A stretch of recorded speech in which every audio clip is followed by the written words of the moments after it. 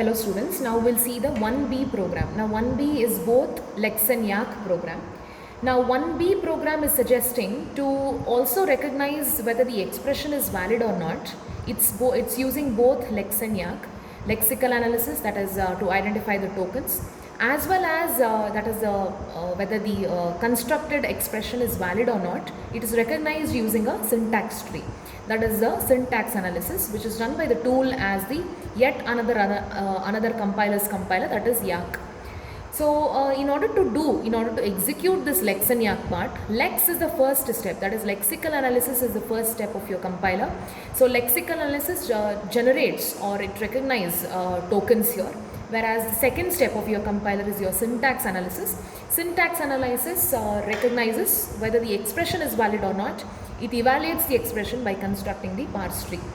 Now we shall see the program here.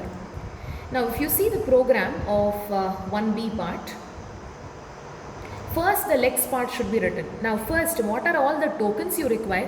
What are the tokens that needs to be returned to the second phase or the syntax analysis phase of the compiler? The tokens are recognized here. Now in order to recognize the tokens, always as I am evaluating the expression, it is one or more involved parameters here, one or more involved numbers here.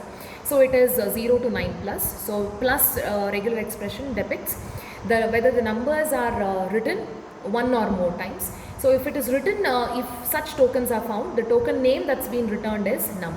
If it's a normal space, there is no action that's been taken.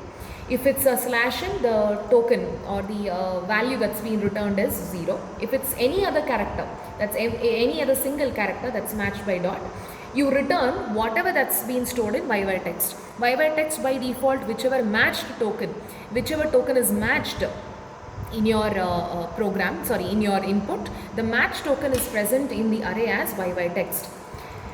Now coming to the Yak part, the token that's been returned from the Lex is num, and also you are setting the precedence tables, that is plus and minus also you are setting.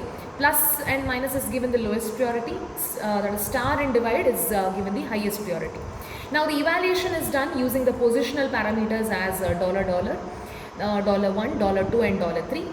So minus plus multiplication and divide, all of the evaluation is done. Divide, if it's divide by 0, you should produce the error as divide by 0 error. Otherwise, if any other operators such as unary minus, if the expression is within braces, if it is num, all the positional parameters are returned respectively.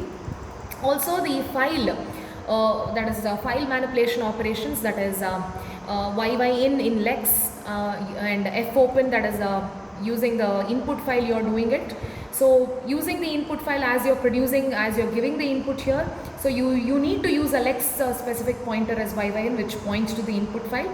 YY parse again is a Yak library function which defines or which constructs or which defines a starting point towards the construction of the syntax tree. Similarly, YYLex defines a starting point to construct the tokens.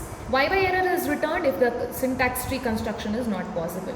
Now if you see the execution here, my execution starts with the writing of the programs, that is the Lex part with the .l and Yak part with .y as the extension.